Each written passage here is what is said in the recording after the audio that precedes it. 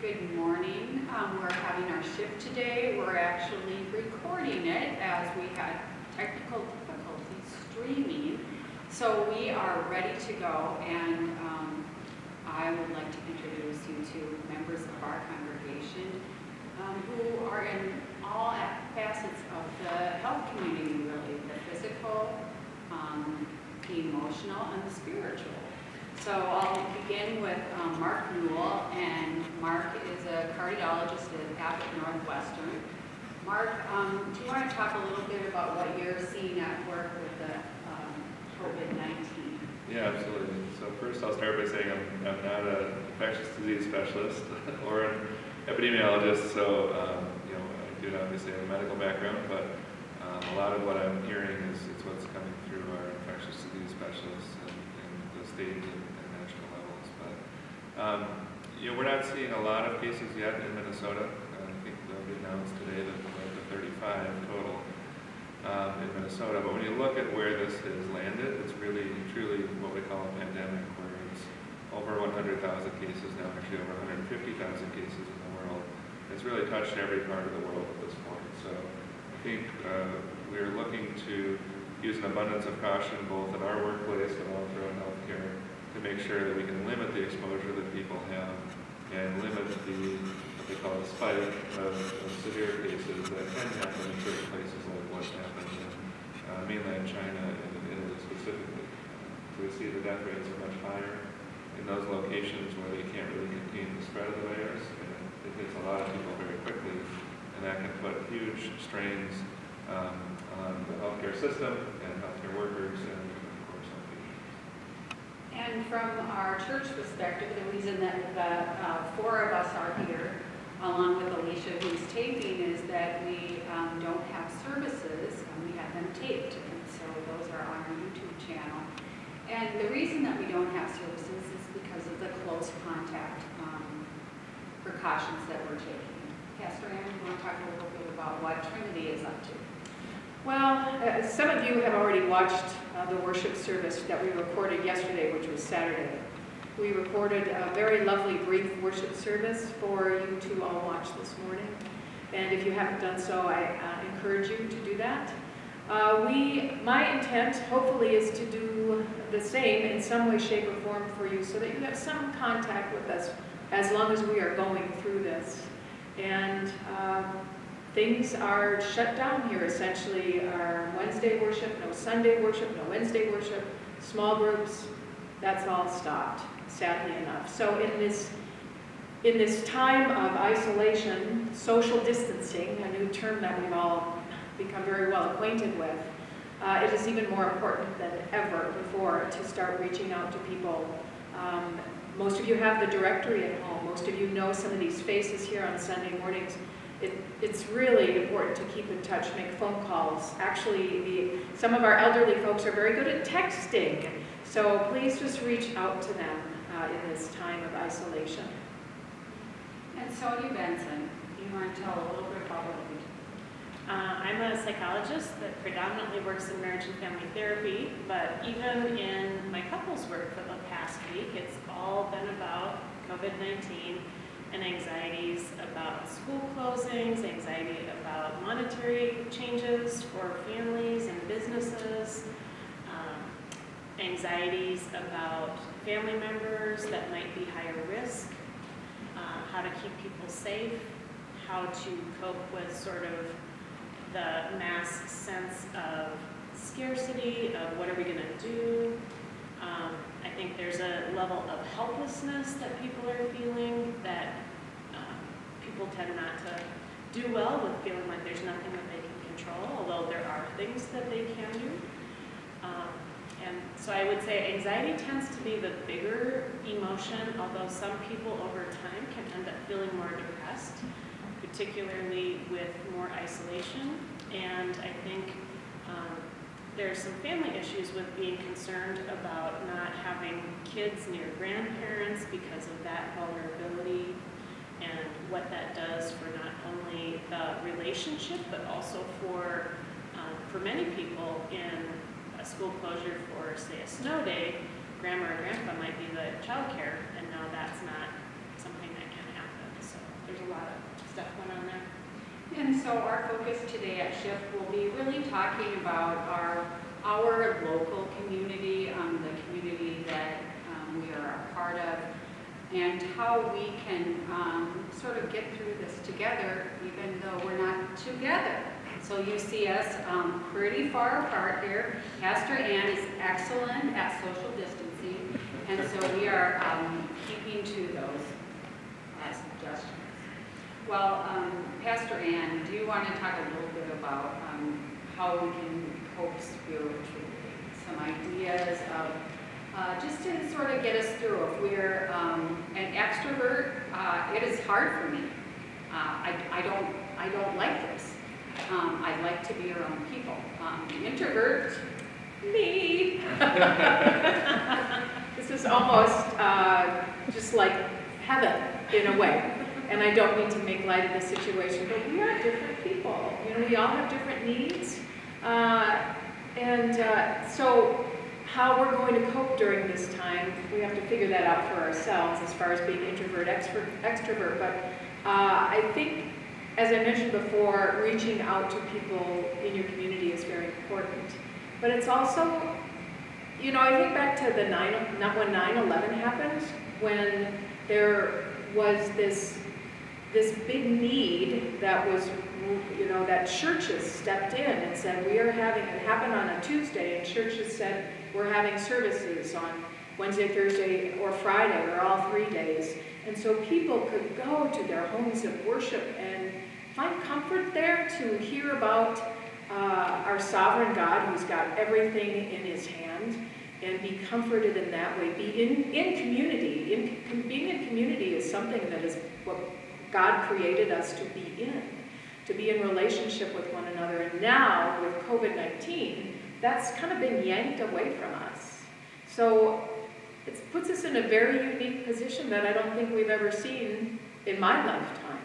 So how do we maintain community? Certainly we've got Facebook, text messaging, the telephone, but it is also a wonderful opportunity to recenter ourselves in our faith. I don't know about you all, but there's very little time in a day where I get the chance to just sit and be. And God is at work in those times. And when we don't have that time, or we don't take that time, what are we missing in our relationship with God? So this is a time for getting into Scripture. I'm sure there's going to be a ton of stuff online, resources. I have no idea yet what we'll put up for you as Trinity, but I'm hoping there will be something that you can access in this time. And who knows how creative we'll be as well. And Sonja already is planning what she's going to do online, but let's talk a little bit about coping. Okay, so I'll address mostly the anxiety piece because that tends to be the bigger piece. And also, as I was thinking about today, I decided that I will be writing probably a series of blog posts that I will get over to Trinity so that can be available for people to read more easily. More than likely that will happen next week as opposed to this weekend. So as far as coping, the nice thing is that the things that are good for stress management are also really good for anxiety, are also really good for frustration, which also is one of the things that people are going to be experiencing. The first thing I will show you is this little prop that I brought. This is called a Hobart sphere.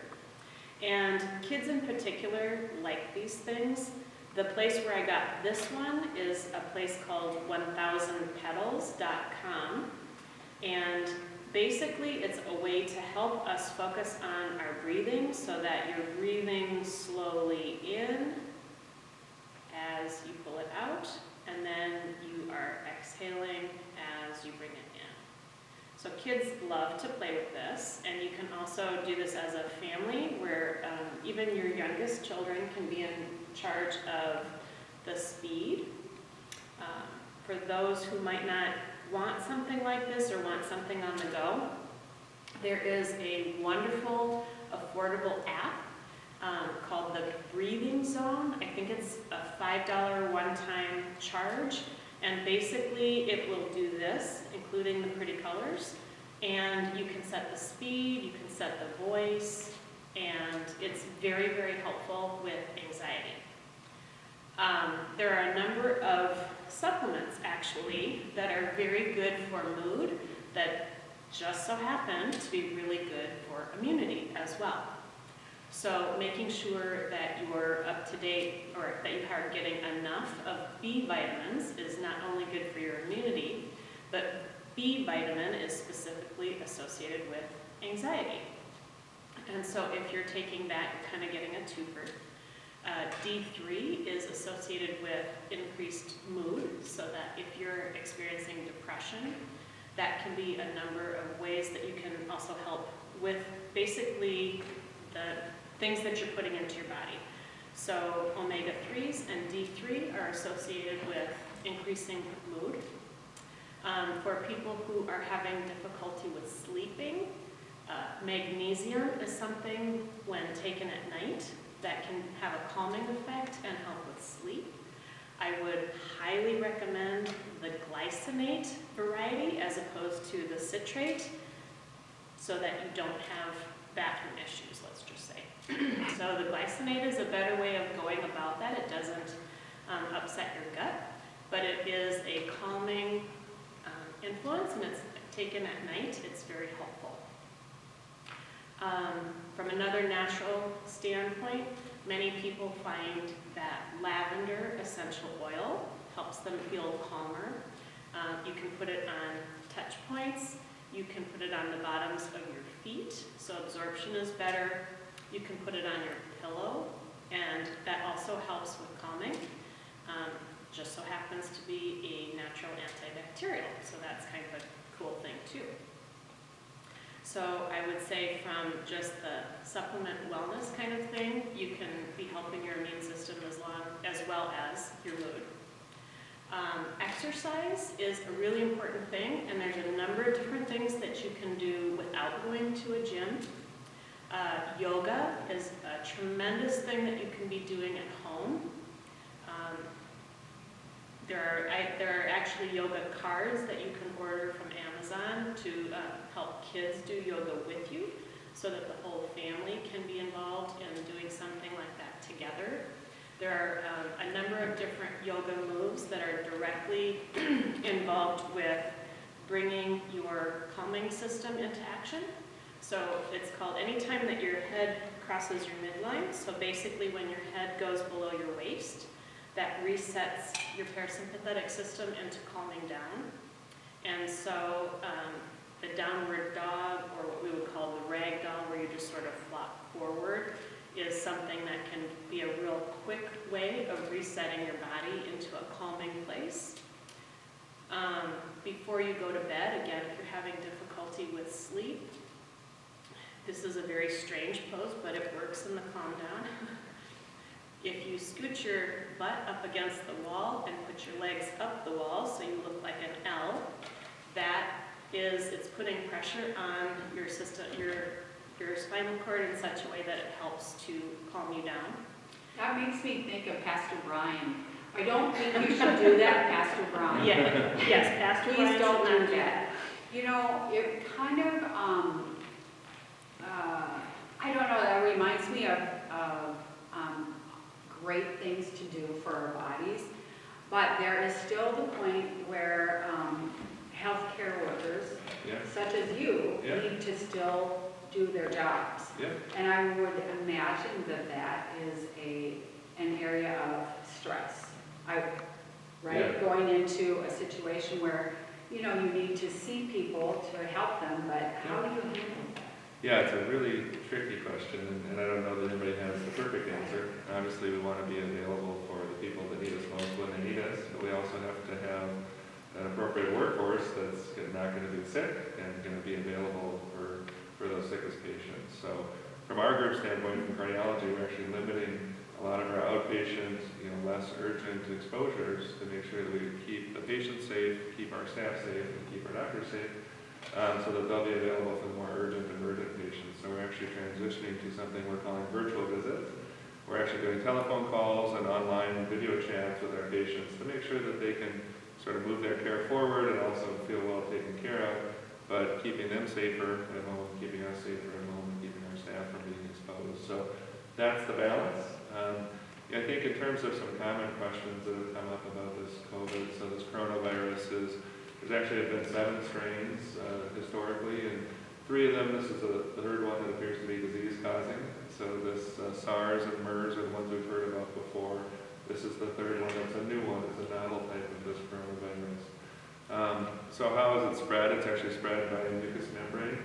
So we do believe that if somebody coughs or has aerosolized virus, it'll actually go eyes, mouth, nose. So those are our mucous membranes that are most exposed. So if you are in contact with somebody who is high risk or somebody that has a known COVID-19 case, the best thing you can do is protect the mouth and nose, protect the eyes, and the spread from hand washing and things that people worry about is appropriate, but that spread is less likely to be from physical contact. It's more from people that are actually coughing. So if you have a loved one that does have an active cough or a really high fever, they likely should be self-contained for 14 days is the current recommendation.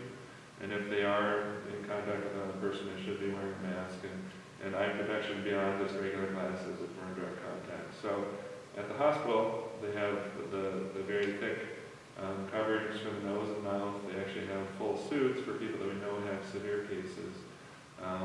But we just have to limit exposure as much as we can, understanding that it likely will happen and people will get infected, and how do we, again, stay available for those people that are most sick. And so with the school closure, in our particular school district, it's some additional spring break days. And in other districts, it could be, up to 3 weeks off. Yeah. How are you doing this with your kids? Yeah, with the kids, one of our children happens to be quite the introvert, so I think he's probably happy. And the other 2 are more extroverts. So to your points earlier, how do you keep the extroverts entertained and social? But I think there's a lot of ways to do that. Luckily, the weather's getting nicer, so they can be outside. You don't have to just sit in the dark room. It's fine to get out and go for walks, be exposed to fresh air. And sunlight, I think, is a very healthy thing from a mood standpoint. So I'd encourage people to remain active. I think we just really need to understand who are the high-risk groups. When we look at people that are getting these cases, it can happen to anyone. Anybody can get exposed to it and have COVID-19. It seems to be much more severe in elderly folks. So clearly the death rates are higher. A little bit after 60, especially after 70, and very much so after 80. The death rate appears to be about almost 15% for people over 80 that get a significant case of this. So the 2 main symptoms that people should watch for, again, fever is the biggest one actually, and cough is the next one. And people that get a really significant shortness of breath are the ones that should be evaluated, and that's the trick from the healthcare standpoint is if you feel some of those symptoms but you feel well enough, you should likely stay home and self-quarantine. And if you get to the point where you do have significant shortness of breath, that's when you need to come in. So that's where we're at now. You've probably heard they're trying to put together makeshift drive-through clinics so people can get tested without having exposure to other people, and without doing it at the hospital because that's where sick patients are already. I know a lot of my partners are very worried about already very sick people that we take care of. And so there's always that balance of when to come in and when not to come in. So that'll be tricky for some folks. But I think if you're feeling very short of breath, that's when you should definitely come in. What about you, Sonja? What are you doing with those youngins? I'm lucky that my kids are old enough that they can be pretty self-contained, and they already have computers from school that they can use to continue to do their online learning. But I think trying to maintain order, like with younger kids and people that need to go to work. I was talking with a different member of the community about younger kids of particularly healthcare workers who have to go to work.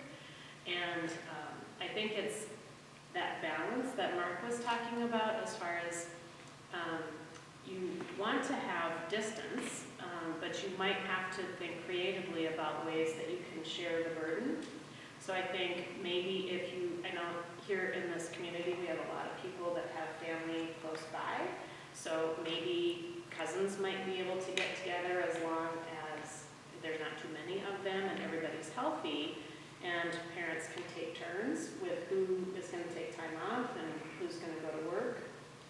It might be that there is a teenage family member who is now not going to school that might be able to help out with childcare so that people that need to go to work because they have to help provide the services can get to work.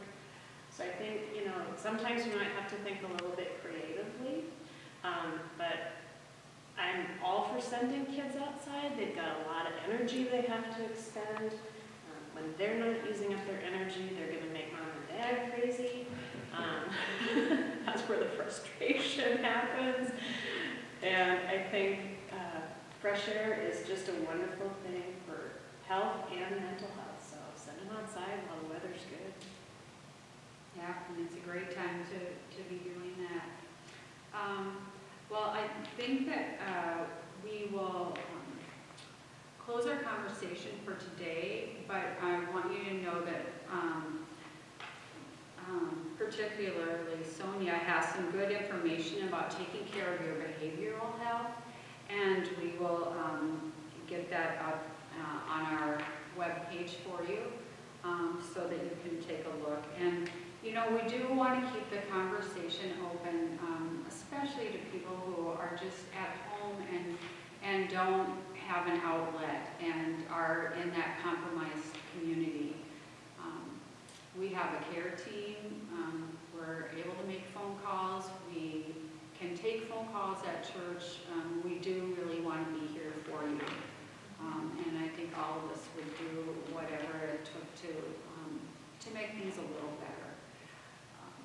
Can I just offer? Yes, and so for the extroverts, right? Yes. And also for the kids and grandparents who are missing their time, I think there's a really great way of staying connected, either through FaceTime or Skype, because at least it provides you a way of visually connecting, which feels different than just texting or phone calls. And so it's a way to keep our social distance while staying socially connected in a way that feels more like we're interacting. that's nice. I know a couple groups that I'm in started Slack, started connecting through Slack just over the weekend, just as a way to, I think, be able to express. A lot of them are in communication, so they're very stressed with just trying to get things out and how the decisions are being made about work. And certainly some people can work from home, but that's another opportunity to just share as well. Absolutely. And I think also it is incredibly important. We're called by God to care for one another. And even if we can't be physically present in a space like this sanctuary, we can certainly pray at home. And I would encourage all of you to do that. Pray for the people of this congregation. Continue to pray for the people of this community and our country and the world. I think that will give us also, we sometimes think prayer is really not all that much to do, but it is. There is great power in prayer. So please, let's see what can happen when we all pray for these things through this crisis. And before we close in prayer, I just want to let you know that next Sunday we'll be talking to members of the Minnesota House and the Minnesota Senate, Scott Jensen and Kelly Morrison, who are physicians as well, to talk about what the state is doing and the impact that has on all of us. So we look forward to that. But Ann is going to close us in prayer today. So. Yes, let's close in prayer. Gracious God, we treasure your presence among us today, both here and outside these walls. Be with us in these days when gathering together is not possible.